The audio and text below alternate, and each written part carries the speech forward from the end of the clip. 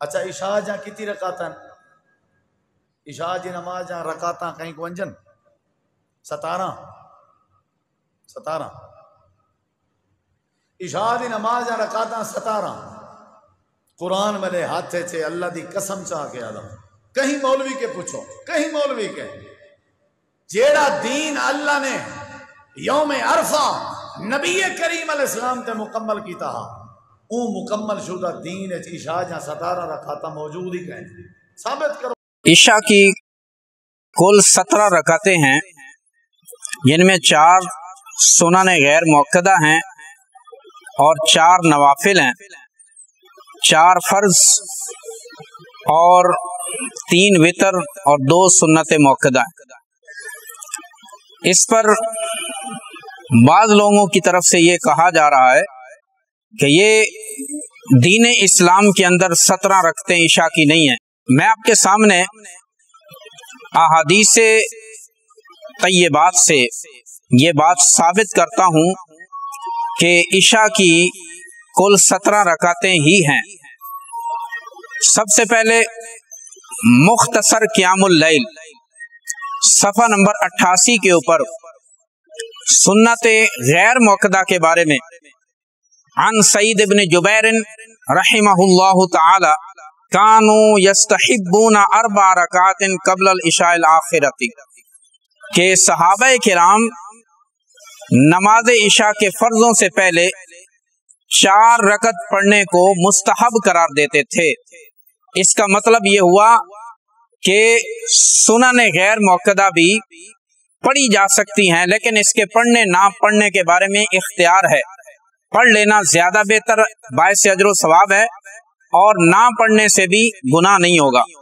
اس کے علاوہ 4 فرضوں کے بعد سب سے پہلی حدیث یہ سنن ابی داؤد ہے اور حدیث نمبر 1303 عن عائشہ رضی اللہ عنہا قال سألتها عن صلاة رسول اللہ صلی اللہ علیہ وسلم۔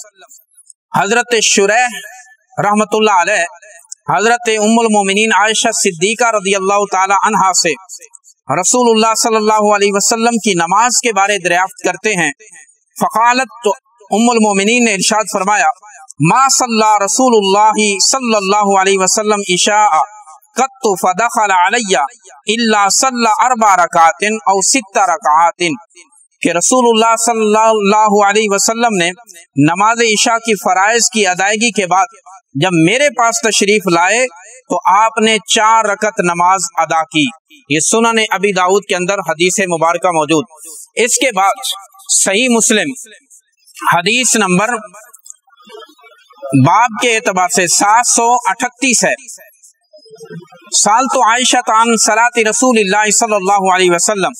حضرت ابو سلمہ رحمۃ اللہ علیہ کہتے ہیں میں نے ام المومنین سے پوچھا کہ رسول اللہ صلی اللہ علیہ وسلم کی نماز کیسی تھی؟ فقالت تو آپ نے فرمایا کان یصلی 13 رکعۃ یصلی 8 رکعات ثم یوتر کہ رسول اللہ صلی اللہ علیہ وسلم رات کے وقت 13 رکعت نماز ادا فرماتے تھے۔ یصلی 8 رکعات ثم یوتر سب سے پہلے 8 رکعت نماز تہجد ادا فرماتے اور پھر 3 وتر ادا فرماتے۔ ثم یصلی رکعتین وهو جالس پھر آپ بیٹھے بیٹھے 2 رکعت نفل ادا فرماتے۔ یہ صحیح مسلم کی حدیث ہے۔ اب اس سے یہ ثابت ہوا کہ آقا کریم صلی اللہ علیہ وسلم 4 رکعت عشاء کی فرض ادا کرنے کے بعد پھر 2 سنت مؤکدہ ادا فرماتے، 2 نوافل ادا فرماتے اور اس کے بعد رات کے آخری حصہ میں نماز تہجد کے اوقات میں تہجد کے علاوہ 3 وتر ادا فرماتے اور 3 وتروں کے بعد پھر بیٹھے بیٹھے 2 رکعت نفل ادا فرماتے۔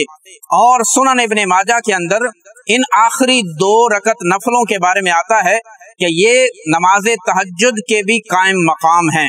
لہٰذا ان احادیث مبارکہ کی روشنی میں یہ بات واضح ہو جاتی ہے کہ عشاء کی نماز کی کتنی رکعتیں ہیں، اور یہ کہنا کہ پوری دین اور پورے شریعت کے اندر 17 رکعتیں کہیں نہیں، یہ شریعت اسلامیہ پر اتہام اور الزام ہے اور لا علمی کی بہت بڑی دلیل